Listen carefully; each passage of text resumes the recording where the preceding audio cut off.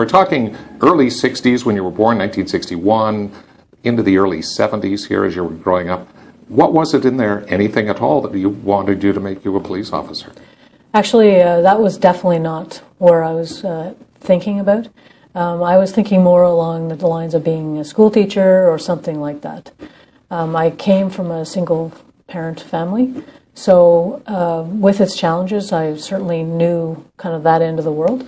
But I think also I really had no concept of the rest of the world. I was very neighborhood focused in those days. That was your life. You didn't really expand beyond that. So it wasn't until I actually applied that, and there's a little bit of a story on my application. Well, let's talk about that. Your application was, I guess, groundbreaking in the city here. You were 20 when you were accepted. What's the story behind that? What made you do it? Well, as a matter of fact, I had my friend had an appointment to see the staffing officer for Ottawa Police down on Waller Street. And the night before, and she says that this didn't happen. She cannot remember this at all. But I do. I remember it quite well. She called me the night before and said, I can't do this. So I said, that's fine. I'm going to take your spot. So I went down, took her spot, and basically got hired.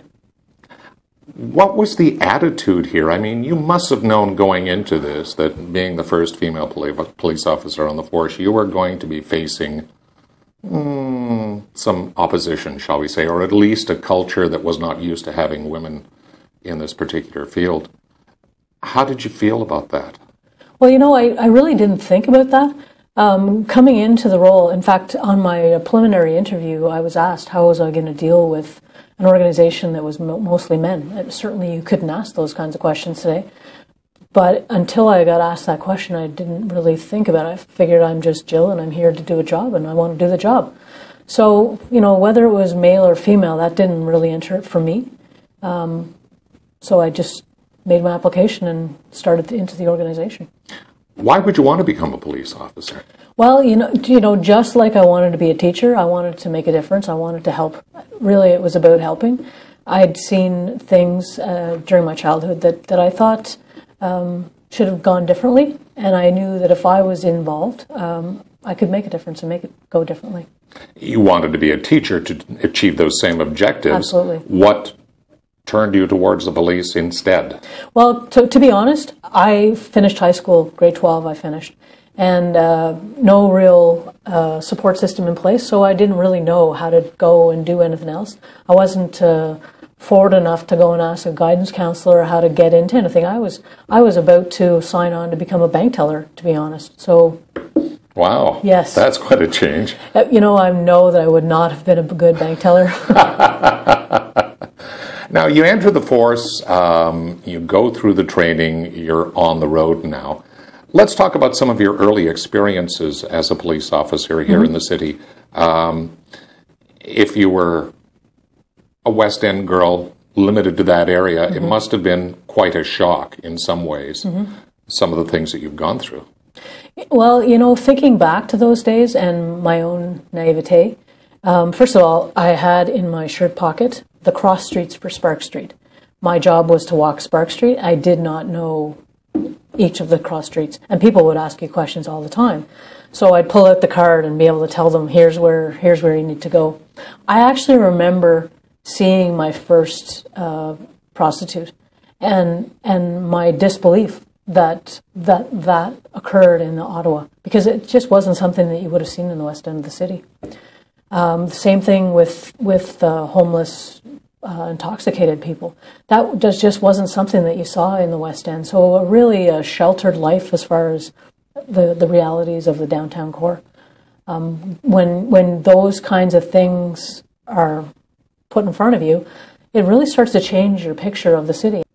I like to improve, and whether that's by moving to another unit and learning more, or going through the promotional systems. They're both opportunities to develop, and those are the things that I saw as, what a great career. This has an opportunity for 100 different jobs, all contained in one career. So I was very fortunate to go to some different places. You know, in the very beginning, because I was a woman, I had opportunities that other people never would have had. I went and sat at the old Gilmore Hotel and with another female officer, and we had wires on. We were trying to get somebody to have us go and work for them to get fraud checks, to do fraud checks. Okay. So we spent 2 weeks at the Gilmore Hotel. I worked in the drug section and, made drug buys. Well, people came right out and asked, "You're a cop, right?" "No, actually." "Why do you?" "Yeah, actually, excuse me. I actually told them, yes, I am a cop." And when that went to trial, the judge gave that guy so much heck for having asked the question and then carried through with selling me the drugs anyways. Well, yeah. As you go through these various divisions too, you see a lot of sites and you experience a lot of things that most regular citizens of the city don't, luckily in many cases. Yeah. How does that change you as a person? Well, I hope it's made me a more caring person. I think it really has opened my eyes to the challenges that people face. There's a lot of people who need help, and systems aren't necessarily in place to help them. And if they are in place, they're very complex. And for people to understand how to work their way through that system is very difficult. And from a policing perspective, we're the go-to after 4 o'clock or on the weekends. We're the person people call. And, it's quite frustrating actually to be on the front line and not be able to help them solve their problems because there's nobody to refer them to at 2 o'clock on a Saturday night. So, when you start to see all of those things come together, I'm not sure if frustration is one of the points, but I definitely think that there's some challenges. I also think there's some great opportunities. The way we work now much more collaboratively. I'm on the board for Pinecrest Queensway Community Health Centre, and the things that health centre does are the things that I envision our city doing. Really getting down to the grassroots and providing solutions, working with people so they develop their own solutions, and not just the Band-Aid so that it's gone for today. Helping them stay in their homes, helping them learn how to read, become better students. All those things are offered through a lot of varied agencies now that weren't necessarily there in the past. If you give somebody a ticket who's homeless, what do you think is going to happen with that? Nothing. After a number, they may get a warrant for them and put them in jail, but that's not really the best use of all of these resources. So there's got to be a better way for us to address some of the issues that are occurring.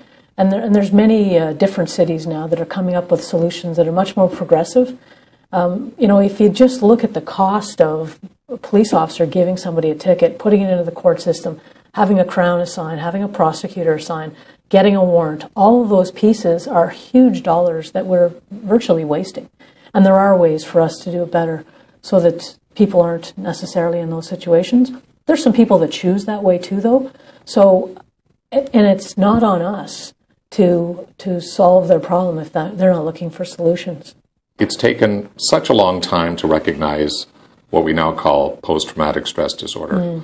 You must be sort of disappointed it took so long to recognize that, but are we doing enough to treat and help police officers who are faced with these situations and have been throughout their careers?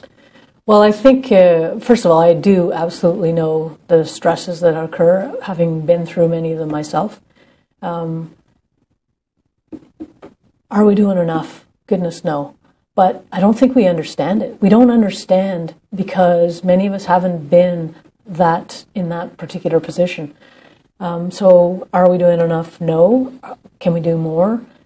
But it's putting research into what actually puts somebody in that position and what resilience can we put in place so that we can prevent. That's the bigger goal for me is hiring people who have that resilience to start with, and then we continue to build it on.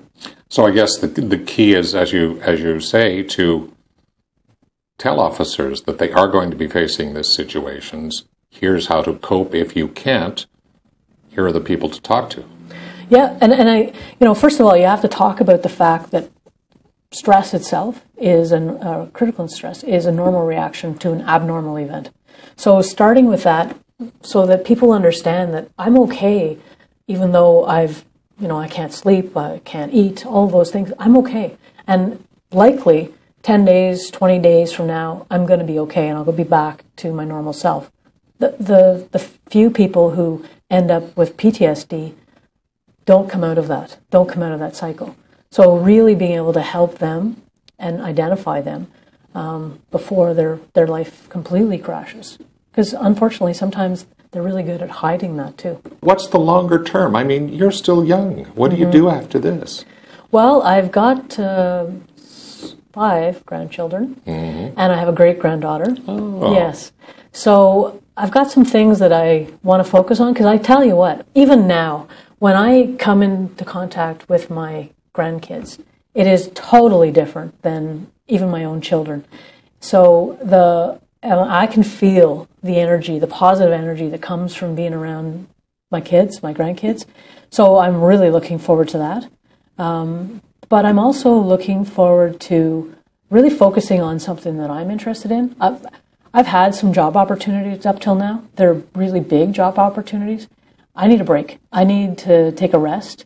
So my plan is to travel a bit, get more in tune with my family again, and disconnect from the organization. But I'm not disconnecting from the city, and I've certainly told them here that I'll still be watching. I'll be watching to see that we're making progress. My stepson and my daughter both work here, so it's essential that this organization continues to move forward in a positive way. Do I go and find other work? I don't think so. And my family is betting against that. They think that I won't be able to just sit and do nothing. But I'm very involved with the Pinecrest Queensway Community Health Centre. I see myself moving in that direction, more community-based, some of the social determinants on a safe community rather than the law enforcement aspect. I think there's some things that we can do.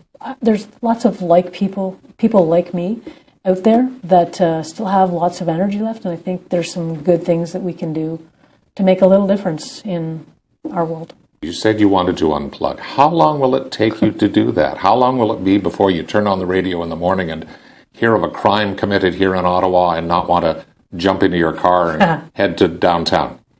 Well, I don't think that will ever go away. My husband's been retired 23 years, and he still says, I'm going to go back there and fix things. So I'm pretty sure that that's going to remain with me.